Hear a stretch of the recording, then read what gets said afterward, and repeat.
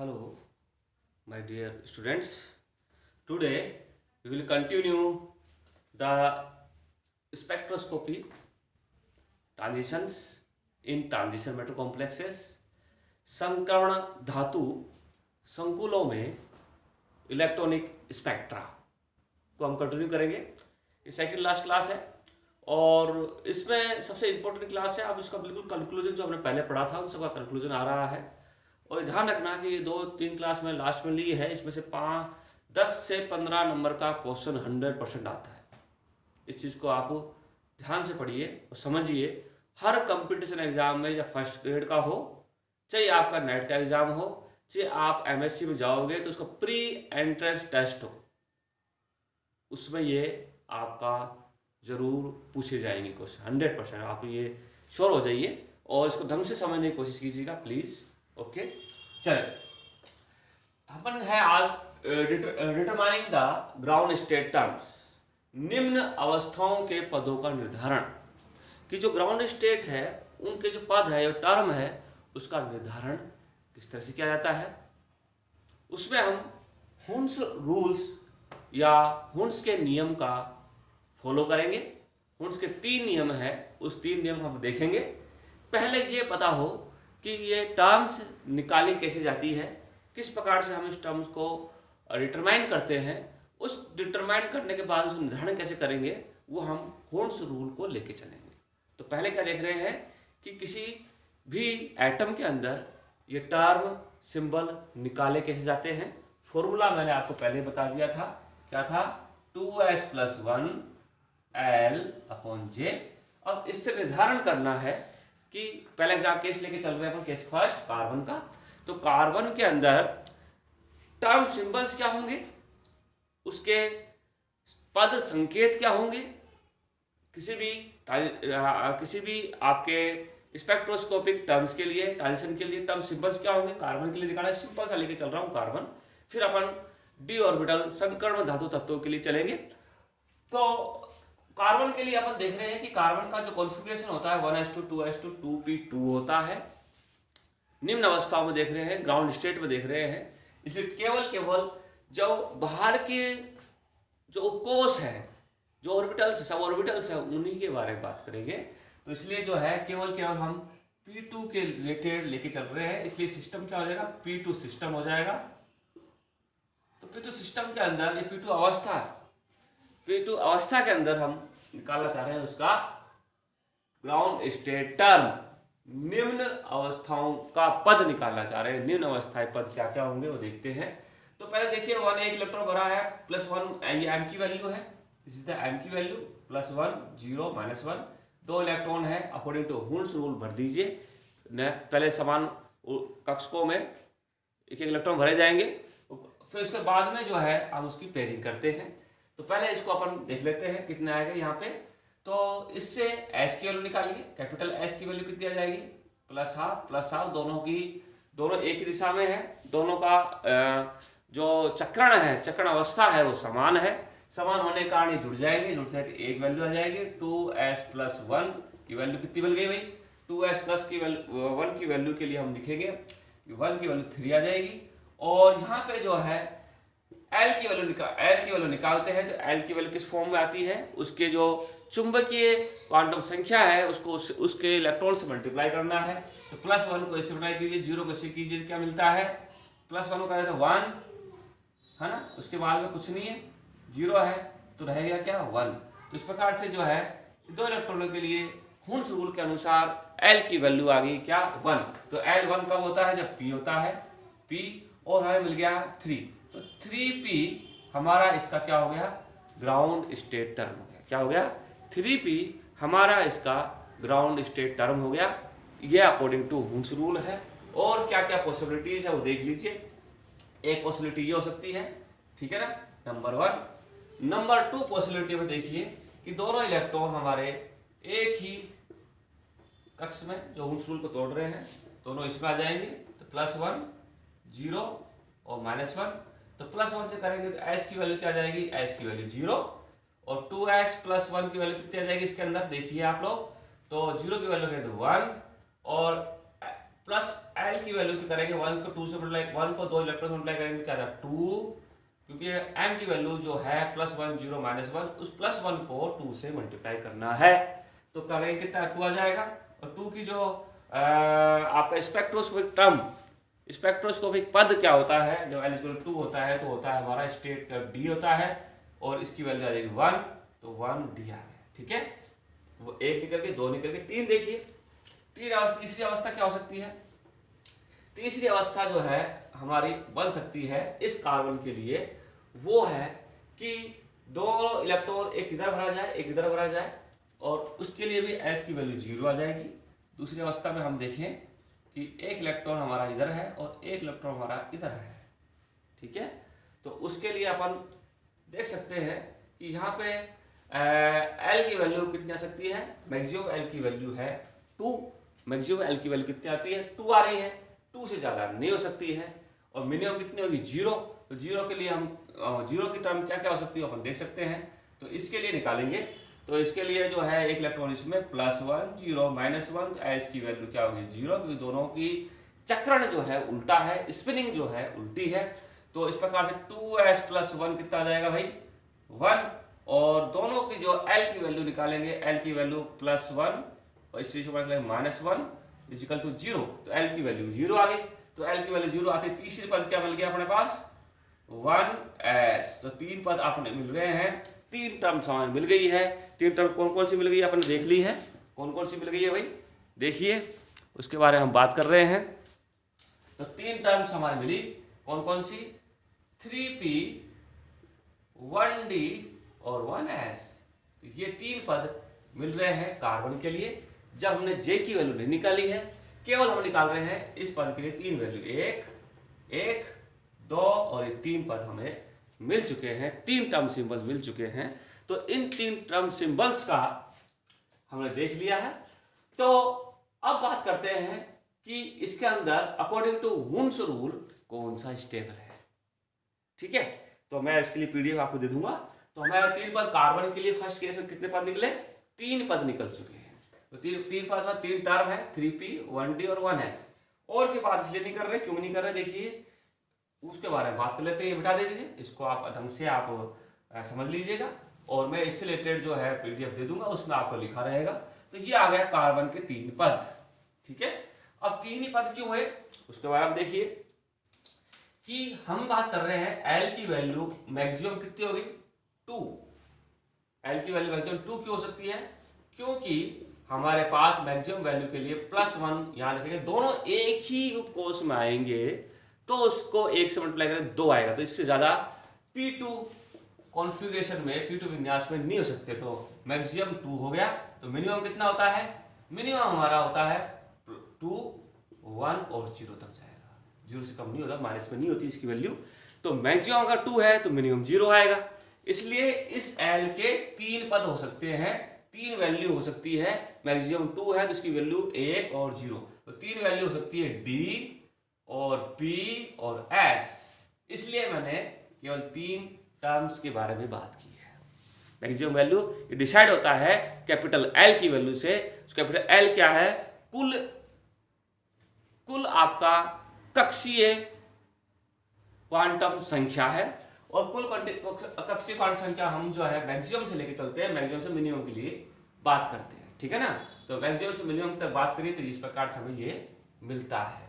तो L capital L जो है वो आपका हो जाता है L -1, फिर L, फिर इसके बाद 0, इस तरह चलता रहता है -1 जब तक ये काम नहीं होता है। ठीक है, तो अपन तो L की 2 1 और 0 को लेके चले। ठीक है, तो मैक्सिमम 2 वैल्यू हो सकती है, मिनिमम 0।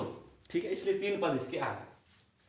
अब बात करते हैं, ये 3 पद है, इन 3 पदों में 1s ds और 1s, इन 3 पदों में स्टेबिलिटी का ऑर्डर, स्थायित्व क्रम या ग्राउंड स्टेट कौन सी होगी। ठीक है ना, तो यहां नियम शुरू होता है हुंड्स रूल्स के अनुसार। नियम नंबर 1, पहला नियम कहता है कि अगर किसी भी स्पेक्ट्रोस्कोपिक टर्म है, जो पद है, उसका निर्धारण S कैपिटल S या बहुलता से होता है। कैपिटल एस या बहुलता मल्टीप्लिसिटी 2s+1 से होता है। नंबर 1 बोल रहा है कि जिसमें एस की वैल्यू या बहुलता जिसकी ज्यादा ज्यादा ज्यादा होती है उसकी स्टेबिलिटी स्थायित्व हमेशा ज्यादा होता है। तो नंबर 1 नियम कहता है कि इसका स्थायित्व का क्रम, क्योंकि यहाँ पे इसकी वैल्यू ज्यादा है, इनकी वैल्यू दोनों के बराबर है, तो इसका मतलब ये ज्यादा होगा। पहला नियम कहता है कि जिसकी मल्टीप्लिसिटी ज्यादा हो या फिर जिसकी एस की वैल्यू ज्यादा होती है उसका स्थायित्व ज्यादा होता है, उसकी स्टेबिलिटी ज्यादा होती है। पहली बात, ठीक है। अब देखिए दूसरा विरोधाभास शुरू हो रहा है कि चलो मान लिया आपके इस पे ज्यादा है लेकिन इन दोनों में सेम है। अब दूसरा चीज काम में आएगी, दूसरा नियम काम में आएगा। पहले नियम क्या था कि मल्टीप्लिसिटी ज्यादा हो तो उसका स्थायित्व ज्यादा होता है। दूसरा नियम कहता है कि जब मल्टीप्लिसिटी दोनों में विरोधाभास है यानी दोनों सेम है तो जिसकी एल की वैल्यू ज्यादा होगी उसका स्थायित्व ज्यादा होगा। जिसकी एल की वैल्यू ज्यादा, दूसरा नियम है दोनों अगर सेम है तो एल की वैल्यू जिसकी ज्यादा होगी उसका स्थायित्व ज्यादा होगा। तो माय डियर स्टूडेंट्स, तो यहाँ पे एल की डी और एस में से एल की वैल्यू किसकी ज्यादा है? डी की ज्यादा है, इसलिए स्थायित्व का क्रम कार्बन के अंदर ये मिलेगा। स्थायित्व का क्रम कार्बन के अंदर ये मिलेगा, ठीक है। फर्स्ट नियम देख लिया, दूसरा नियम ये हो गया, दोनों समान होंगे। तो तीसरे नियम के लिए बात करेंगे, उससे पहले मैं कार्बन का एक डायग्राम, एक इसका ऊर्जा स्तर डायग्राम बना देता हूं। किसके लिए? कार्बन में के लिए स्पेक्ट्रोस्कोपिक टर्म के अंदर, स्पेक्ट्रोस्कोपिक पदों के अंदर उसके ऊर्जा स्थायित्व का क्रम हुन्स नियम के अनुसार। देखिए कार्बन है, हम जानते हैं 1s2 2s2 2p2, ठीक है। और इस प्रकार से जो है यहाँ पे हमने इसके निकाल लिए थे टर्म, कौन कौन से आए ये देख लिए थे अपन ने। ये मिल गया हमारे पास 3p 1d और 1s, ये इसके ऊर्जा स्तर का क्रम हो गया। ऊर्जा स्तर का क्रम हमें इसे देखने को मिल गया, ठीक है। यहाँ तक हमने हुन्स के 2 नियम देख लिए। अब बात करते हैं हुन्स के तीसरे नियम पर चलते हैं। तीसरा नियम क्या कहना चाह रहा है? तीसरा नियम बात करेगा जे वैल्यू के ऊपर। अगर जे वैल्यू के ऊपर डिपेंड करता है तीसरा नियम। जे वैल्यू क्या है? कुल क्वांटम संख्या है, कुल। इसमें एल प्लस एस, और इसमें हमने बात की थी उससे पहले चक्रण कक्षीय युग्मन, चक्रण कक्षीय युग्मन तीसरे नियम के लिए पर चल रहे हैं। तीसरा नियम क्या कहता है? पीडीएफ पे और अपन ध्यान से दे सकते हैं।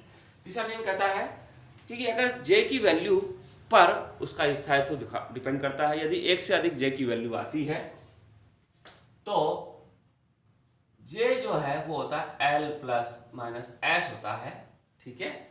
जब जे की वैल्यू में यदि आधे भरे हुए कक्षक हो, आधे अथवा आधे से कम, आधे से कम भरे उपकोष हो या उपकक्षक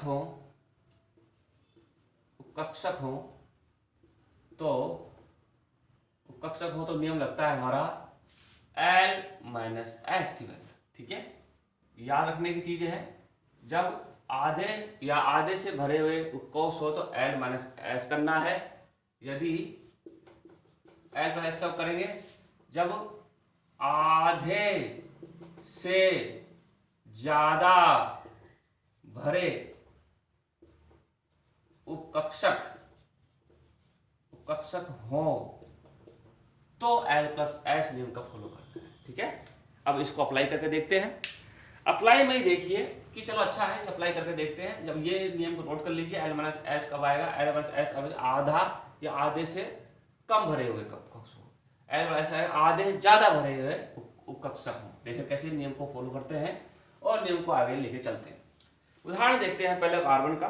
कार्बन में आपने निकाला था 3p 1d 1s, ठीक है। अब हम ग्राउंड स्टेट टर्म क्या है? 3p है, और ground state term according to Hund's rule क्यों? क्योंकि यहाँ पे दोनों इलेक्ट्रॉन भरे हुए हैं, +1 है, 0 है, -1 है। तो 3p में हम 3p को लेके चल रहे हैं। इस 3p से related ground state term J की वैल्यू में क्या क्या होंगी, क्योंकि हमने निकाला है 2s+1 L निकाला अभी, और J निकालना अभी हमारा बाकी है। ठीक है, J निकालने की देखें कैसे। तो J में हम बात करते हैं 3p, तो J की वैल्यू निकालते हैं हम। अब देखिए इसमें आधे भरे हुए हैं या आधे से कम भरे हुए कक्षक है। देखिए ये आधे से कम भरा हुआ है, इसलिए इसका J का नियम फॉलो होगा L-S। L क्या है यहाँ पे, P की वैल्यू क्या है 1, L हो गया 1। ठीक है, और L हो गया 1 और S हो गया अपना क्या 1, तो 1 1 क्या हो गया भाई 1 1 हो गया 0। तो 3p0 जो है वो ग्राउंड स्टेट टर्म है, सबसे ज्यादा स्टेबल है। ठीक है, लेकिन J की कितनी वैल्यू हो सकती है, J की वैल्यू हो सकती है 3। देखिए मिनिमम वैल्यू होगी ये, मिनिमम मतलब अधिक स्थायी वाली होगी L-S, और L+S कम स्थायित्व वाली होगी। तो कम स्थायित्व में क्या करें 1+1 यानी 2। तो L की वैल्यू कहां से कहां तक होगी, तो J की वैल्यू होगी हमारी कहां से कहां तक 2 1 और 0। 2 क्योंकि मैक्सिमम वैल्यू 2 होगी, मिनिमम वैल्यू 0 होगी। इसमें से कौन सा अधिक स्थायित्व है, वो हुन्स रूल का तीसरा नियम कहता है कि जिसके अंदर आधे या आधे से भरे हुए उपकोष हैं, उपकक्षक हैं, वो सारे L-S जो अवस्था होगी वो अधिक स्थायी अवस्था होगी, उसका ऊर्जा स्तर सबसे कम होगा। ठीक है ना, 3 वैल्यू आ गई J की, 1 ये और ये, इस प्रकार से 3 वैल्यू ही हमारे इस टर्म पे आ गई, 3p0, 3p1 और 3p2, ये 3 अवस्थाएं आ गई। ठीक है, तो अकॉर्डिंग कार्बन के लिए 3 अवस्था में सबसे अधिक स्थायी कौन सी होगी, ये वाली होगी, इसके बाद में ये आएगी। ठीक है ना, तो J बोलता है कि आधे से कम भरा हुआ कक्षक है तो L-S नियम का फॉलो होगा, आधे से ज्यादा भरा कक्षक है तो L+S वाली सबसे अधिक स्थायी होगी और L-S वाली सबसे कम स्थायी होगी। तो यहाँ पे कार्बन है, आधे से कम भरे हुए हैं, इसलिए L-S वाली अधिक स्थायी है, लेकिन टर्म कितनी बनेगी 3 बनेगी। 3 में से अधिक स्थायी ये क्यों है, क्योंकि यहाँ पे फॉलो होगा उसका तीसरा नियम, तो आधे से कम भरा हुआ है तो L-S। ठीक है, चलो आगे, बड़ी वेरी गुड। अब देखते हैं कार्बन का पूर्ण ऊर्जा स्तर के क्रम में, कार्बन के पूर्ण ऊर्जा स्तर पर देखते हैं। अब देखा था 1s2, 2s2, 2p2, इस प्रकार से आपने बात की थी अभी 3p और 1d और 1s, यहां बात की अपन ने। अब तीसरे नियम में क्या हुआ, तीसरा नियम कहता है 3p0 ज्यादा स्थायित्व है, फिर 3p1 है और 3p2 है, इस प्रकार से इसका ऊर्जा स्तर ये मिलेगा। और ये तीसरे नियम थर्ड लॉ ऑफ हुंड, ये जो है फर्स्ट लॉ ऑफ हुंड, और ये दोनों जो है वो किसको फॉलो कर रहे हैं, सेकंड लॉ ऑफ। ठीक है, तो इस प्रकार से ये कार्बन के लिए डिटरमिनेशन ग्राउंड स्टेट टर्म निम्न अवस्थाओं के पदों का निर्धारण इस प्रकार से करेंगे, और यही ऊर्जा स्तर होगा, सबसे कम ऊर्जा का ये होगा, सबसे अधिक स्थायित्व ये होगी। और क्वेश्चन क्या पूछा जाता है माय डियर स्टूडेंट्स, पूछा जाता है कि कार्बन के केस में सबसे अधिक स्थायित्व वाला टर्म सिंबल क्या होगा, पद संकेत क्या होगा। तो सबसे स्थायित्व वाला पद संकेत होता है 3p0। ये फर्स्ट ग्रेड क्वेश्चन कई बार आता है, इसको आप ध्यान रखना। ठीक है, और प्री एंट्रेंस एग्जाम में भी आपका ये पूछा जाए। ये हो गया आपका थर्ड नियम का कार्बन केस में। अब इसी को ऑक्सीजन केस में करते हैं और फिर इसका समापन करते हैं। फिर अगले उसमें अपन देखेंगे किसके ऊपर, डी ऑर्बिटल्स के लिए। डी ऑर्बिटल्स के लिए आप अभी देख रहे हैं ऑक्सीजन। ऑक्सीजन के केस में देखिए 1s2, 2s2 और 2p4 आता है हमारे डियर, क्या आता है 2p4। तो 4 के केस में अपन देखें तो क्या भरा जाएगा, यहाँ पे 1 2 3 4 आधे से ज्यादा भरे हुए हैं, आधे से ज्यादा भरे हुए हैं, +1 0 -1। तो ऐसी कंडीशन में आधे से ज्यादा भरे हुए क्या क्या मिलेगा आपको, देखो तो इसके टर्म में देखें, तो टर्म को अगर निकाल के देखें तो S की वैल्यू क्या होगी, S की वैल्यू यहाँ पे आ जाएगी 1 1 और 0, यानी आधा प्लस आधा प्लस दोनों मिलाकर के 0 यानी 1 आ गई। तो 2s + 1 और L की वैल्यू क्या है, L की वैल्यू यहाँ पे निकालते हैं अपन, L की इक्वल टू 2 0 - 1 यानी 1 आ गया। यानी कितनी मिल गई यहाँ पे एल की वैल्यू 1, यानी इसका टर्म सिम्बल्स क्या हो जाएगा, टर्म सिम्बल्स आ जाएगा अपने पास 3p, ठीक है 3p आ जाएगा। और इसमें भी कार्बन की जैसे ही अगर हम इस चीज को इलेक्ट्रॉन दोनों एक साथ भर दे तो 0 हो जाता है, दोनों एक साथ 0 हो जाएगा। तो इस प्रकार से एल की वैल्यू मैक्सिमम कितनी मिल सकती है, एल की वैल्यू मैक्सिमम मिल सकती है जब ये दोनों इसमें एक साथ भर जाए। एल की वैल्यू मैक्सिमम मिलेगी, पहले मैक्सिमम की तरफ चलते हैं, दोनों इसमें भर जाए, मैक्सिमम हो गई। मैक्सिमम कितने से 2 हो सकता है, मिनिमम कितनी हो सकती है 0 हो सकती है। तो एल की भी कितनी वैल्यू हो गई, 3 वैल्यू हो गई, 2, 1 और 0। ऐसी कंडीशन में कार्बन के अनुसार ही 3p 1d और 1s बनेगा, 1d और 1s बनेगा। बस अंतर किसमें आएगा, हुंस के तीसरे नियम में अंतर आएगा, जे वैल्यू में अंतर आएगा, क्योंकि इसमें आधे से ज्यादा भरे हुए कक्षक हैं, ठीक है। तो इसमें इसके लिए अपन हम निकालते हैं क्या, समझ में आ गया, देख लीजिए आराम से और अपने पीडीएफ भी देख लीजिएगा। तो उसके अंदर ये भरे हुए, तो इसका वैल्यू आ गई 3p 1d और 1s। ऊर्जा स्तर देखिए, ऊर्जा स्तर मिलेगा इसका 3p 1d according to Hund's first और सेकंड लॉ, ठीक है। अब देखिए आधे से ज्यादा भरे हुए हैं तो जे की वैल्यू का स्थायित्व क्या होगा, L+S नियम फॉलो होगा। कार्बन में क्या था L - S, क्योंकि आधे से कम भरे हुए थे, और ये आधे से ज्यादा भरे हुए क्या फॉलो होता है L+S।